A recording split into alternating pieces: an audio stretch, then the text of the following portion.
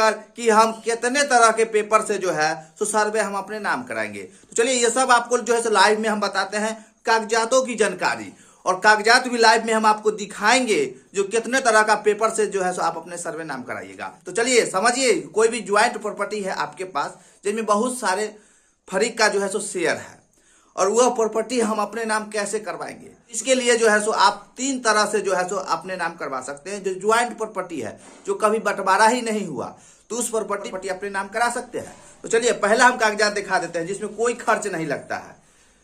हम लोग बहुत सारे व्यक्ति का जो है सो ये इस तरह का पैतृक संपत्ति अगर है, बहुत सारे लोगों को जो है उसमें शेयर है, तो हम लोग इस तरह से उनका जो है शेड्यूल बनाते हैं। ये शेड्यूल में कोई खर्च नहीं आता है। देखिए ये देखिए, ये सादे कागज पर बनाया गया शेड्यूल है। ये शेड्यूल जो है सो बंटवारा, जो आपसी में जमाबंदी अलग अलग जो होता है, उसमें जो है सो आप इस तरह का पेपर बनाकर जो है सो सर्वे अपने नाम करा सकते हैं सभी फरीक सहमति के साथ। उसके बाद देखिए दूसरा जो है सो यही सादे कागज पे न हो के जो स्टाम्प पे होते हैं, देखिए ये स्टाम्प पे, ये भी एक जो है सो आपसी सहमति से जो है सो शेड्यूल बनाया गया है। शेड्यूल बनाया गया है, और इसमें जो है सो अगर आप 100 रुपया का भी स्टाम्प लगा सकते हैं या आप 50 रुपया का भी स्टाम्प लगा सकते हैं। तो ये आपसी सहमति के आधार पर जो है सो यह बिना खर्च के जो है सो आप आपसी बंटवारा पैतृक संपत्ति का करके आप अपने नाम करा सकते हैं सर्वे में जमीन। और उसके बाद चलिए खर्च के साथ करना है तो कैसे करना है वो भी देख लीजिए। खर्च अगर करना चाहते हैं, सभी फरीक सहमति है, तो इस तरह का शेड्यूल बनवाइए। निबंधन कार्यालय में आपको बंटवारा नामा पेपर तैयार होगा, जिसको तकसीमनामा भी बोलते हैं। तो ये निबंधन कार्यालय में आपको जो है तो तैयार किया जाएगा। वही है जिस तरह से सादे कागज पर लिखा जाता है, उसको स्टाम्प पर लिखकर निबंधन कार्यालय में रजिस्टर्ड किया जाता है। फर्क इतना ही है, जो ये रजिस्टर्ड डीड होता है वह मौखिक तौर से बनाया गया है, लेकिन सभी का वैल्यू एक ही है। अगर आपसी सहमति सभी एक जगह, जितना भी परिवार का शेयर है, जितना भी व्यक्ति का शेयर है, सभी अगर सहमत हैं तो वैल्यू जो है सो एक ही है। असहमत नहीं है तो इस तरह का भी पेपर बनने के बाद भी कोर्ट कचहरी का चक्कर लगने लगता है। अब चलिए ये रह गई सहमति के साथ जो है सो पैतृक संपत्ति का बंटवारा, जो आपस में हम किस तरह से करके जो है सो सर्वे अपने नाम करा सकते हैं। उसके बाद और हम कागजात आपको दिखाते हैं। चलिए आप देख लीजिए, ये हम आपको एक फोटोकॉपी कागजात दिखा रहे हैं। ये है फोटोकॉपी, यहाँ पर मोहर लगा हुआ है। ये जो है ओरिजिनल खतियान है कैडिस्ट्रल सर्वे का, तो आप इसके आधार पर भी आप अपना सर्वे करा सकते हैं। ये ओरिजिनल खतियान आपको दिखा रहा है, ओरिजिनल खतियान, उसका फोटोकॉपी है, वही दिखा रहे हैं आपको, ओरिजिनल खतियान है। उसके बाद ये खतियान के आधार पर अगर ज्यादा फरीक नहीं है, एक ही फरीक है, और यह खतियान के आधार पर उनका जमीन हासिल है, तो इस खतियान के आधार पर, CS खतियान के आधार पर आप सर्वे करा सकते हैं। उसके बाद दोस्तों, पहले के समय में राजा महाराजा या जमींदारी प्रथा के समय में या अंचला अधिकारी जो रसीद काट दिया करते थे, वह कागजात ये है। ये कागजात है आपके पास, तो इस पर भी आप सर्वे करा सकते हैं। ये अंचला अधिकारी के द्वारा काटा गया पेपर है।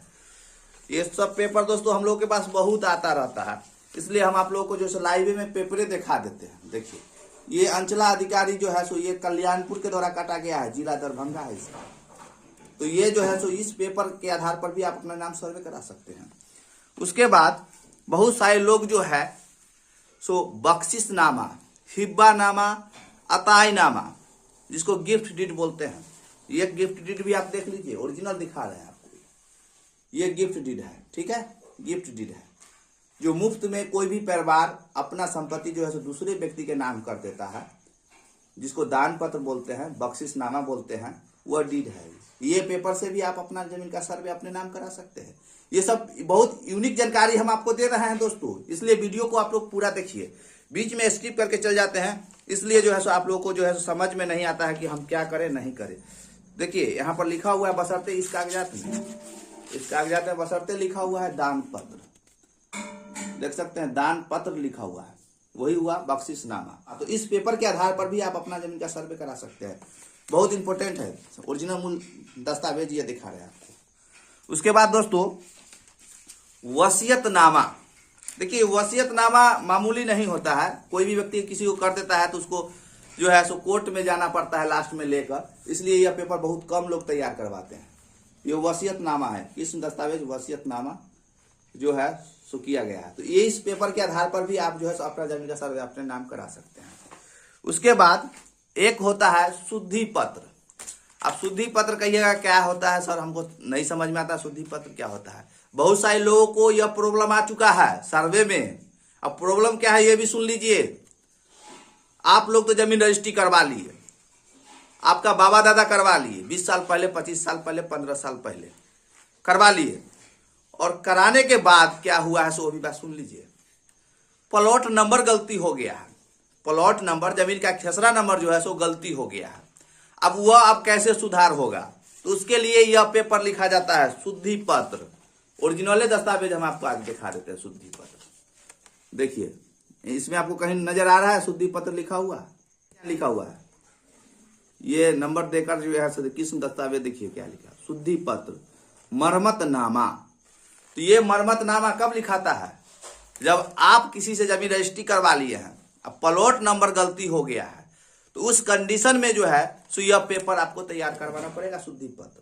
इसलिए दोस्तों अगर दस्तावेज आपका गलत हो गया है प्लॉट नंबर के कारण, तो आप जाकर इस तरह का पेपर शुद्धि पत्र जो है सो बनवा लीजिए।